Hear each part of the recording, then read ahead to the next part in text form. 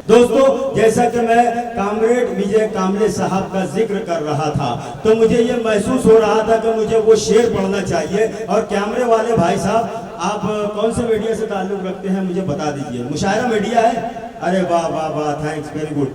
मैं उसको भी मुबारकबाद देता हूँ। मुजीब भाई मेरे बहुत अच्छे दोस्तों में है, मैं उनको भी मुबारकबाद देता हूँ। और दोस्तों, आपसे गुजारिश ये करूँगा कि मुशायरा मीडिया जो चैनल है, इस चैनल को लाइक करो, शेयर करो, सब्सक्राइब करो और बेल आइकन का बटन दबाना ना भूलें। तो इस बात को याद रखें, क्योंकि मुशायरा मीडिया पूरी दुनिया में बताया जाता है। तो मुशायरा मीडिया के भाई, जब चौथी लाइन आएगी तो मुझे सामाइन के हाथों को दिखाना है, क्योंकि ये पूरी दुनिया में देखा जाता है कि भिवंडी में आज क्या मुशायरा हो रहा है। हिंदू मुस्लिम एकता के नाम पर मुशायरा होता है, लेकिन पैगाम नहीं दिया जाता। तो मैं ये बताना चाहता हूँ, शरीफ अंसारी देखना इस तरफ, कामरेड विजय कामले साहब को मैं इस वक्त माइक पर मधु करना चाहता हूँ इन मिसरों के साथ कि कभी बदनाम दुनिया में तिरंगा हो नहीं सकता, यहाँ गुंडों का हरगिज नाच नंगा हो नहीं सकता। कभी बदनाम दुनिया में तिरंगा हो नहीं सकता, यहाँ गुंडों का हरगिज नाच नंगा हो नहीं सकता। अगर हिंदू मुसलमान भाई भाई बन के रहते हैं, मेरा दावा है कि भारत में दंगा हो नहीं सकता। विजय कामरेड साहब माइक पर तशरीफ लाएं और अपने ख्यालात हमें, उनके ख्यालात से हमें नवाजें। मंच पर उपस्थित सारी कवित्रियाँ और इस मुशायरे को अरेंज करने वाले सारी कमेटी भाइयों और बहनों, हालांकि मैं बहुत ज़्यादा सुनने वाला या लिखने वाला आदमी नहीं हूँ। कॉलेज के ज़माने में जब थोड़ा सा लड़की की तरफ देखते थे तो एक आध दो कविता लिखते थे और उसी टाइम में भूल भी जाते थे। उसके बाद में दुनिया ऐसी चली कि कुछ लिखने का कभी संबंध आया नहीं। लेटर बेटर लिख लेते हैं, लेकिन कविता लिखने का कभी योग आया नहीं। जो निसार भाई है वो अरेंज करते हैं तो हम उनके प्रोग्राम में चले जाते हैं। सुनने में बड़ा मज़ा आता है और हम थोड़ा सा ऐसा हो जाता है कि बड़े दुखी लोग हैं और वो थोड़ा सा दुख भूल जाते हैं। आज तो इन्होंने डबल गेम कर दिया है। मुशायरा मतलब कविता भी सुनेंगे और सुनाएंगी कौन, तो डबल गेम है। तो थोड़ा और ज़्यादा थोड़ा सा और अलग से थोड़ा लगने वाला है। मैं कुछ अलग बात करने वाला हूँ, हालांकि मुझे कितना देर बात करना है पता नहीं, लेकिन मैं करते रहूँगा, वो रोकेंगे हमें। आज मैं जब यहाँ पे आ रहा था, मैं बंबई से आ रहा था, इनका फोन आया और मैं लगातार सुबह से या हमेशा मैं ऐसा सोचता हूं कि मैं टेंशन में हूं।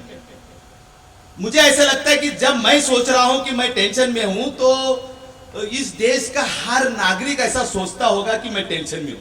टेंशन क्या है पता नहीं, किसी को बीबी का टेंशन होगा, किसी को बच्चे का टेंशन होगा, स्कूल का टेंशन होगा, महंगाई का टेंशन होगा और कुछ टेंशन होगा।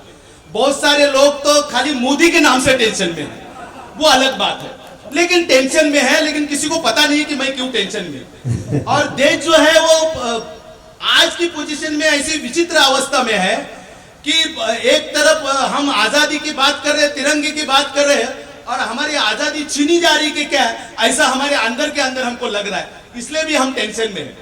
ऐसी अवस्था में मुझे ऐसा लगता है कि आपके और हमारी कुछ जिम्मेदारियां हैं। मैं आप लोगों को कोई सलाह देने के लिए यहाँ पे खड़ा नहीं है, वैसी गलती मैं करूंगा नहीं, लेकिन मुझे ऐसा लगता है कि आजादी के लड़ाई में जितनी लड़ाई करने वाले लोगों का रोल था, उतनी ही बड़ा रोल लिखने वाले ने भी अदा किया था। जो कविता लिखते थे, जो लेख लिखते थे, उनका बहुत बड़ा रोल था। आज भी रंग दे बसंती गाना अगर लगता है तो हम झूम उठते हैं। इसका मतलब बहुत बड़ा रोल, क्योंकि लड़ाई करने वाला के अंदर जोश पैदा करने का काम अगर किसने किया होगा तो ये जो लिखने वाले लोग हैं इन्होंने किया है। और मुझे ऐसा लगता है कि आज की पोजीशन के अंदर देश एक विचित्र अवस्था के अंदर से गुजर रहा है। और उस टाइम में इन लिखने वाले लोगों ने लड़ने वाले लोगों के अंदर हवा भरने के लिए कुछ ऐसा लिखना चाहिए कि वो पढ़े, वो जब सुने तो अंदर के अंदर वो जोश में आ जाए और जो कुछ इस देश में विचित्र चल रहा है उसके खिलाफ में अपना आवाज बुलंद करे। प्रेम की कविता तो सुनने में हमें मजा आता ही है।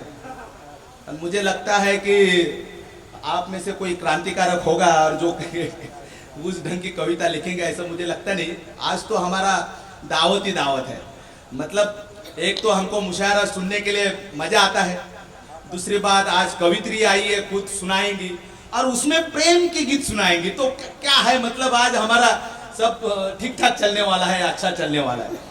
लेकिन मुझे ऐसा लगता है कि ये टेम्पररी सोल्यूशन जो हम हमारे दिमाग में निकाल रहे हैं कि भाई बहुत ज्यादा टेंशन में जरा सुनेंगे तो थोड़ा रिका खाली हो जाएगा, वो टेम्पररी सोल्यूशन से अच्छा मुझे ऐसा लगता है कि इनसे थोड़ा सा हम ऊर्जा ले लें, हम ताकत ले लें और जो कुछ गलत चल रहा है उसके खिलाफ में जोरदार अपनी जितनी ताकत है उतनी ताकत से हम जोरदार उसका विरोध करें। मेरी वो औकात नहीं, लेकिन फिर भी मैं हमेशा एक मेरे भाषण के अंदर एक एग्जांपल देता हूं कि हदीस के अंदर उसका उल्लेख है कि अगर सारे मुस्लिम लोग हैं, मैं और एक नाम हिंदू को ही तो लिया है, हम दो ही है हीरे यहाँ पे, बाकी तो सारे मेरे ख्याल से मुस्लिम लोग हैं।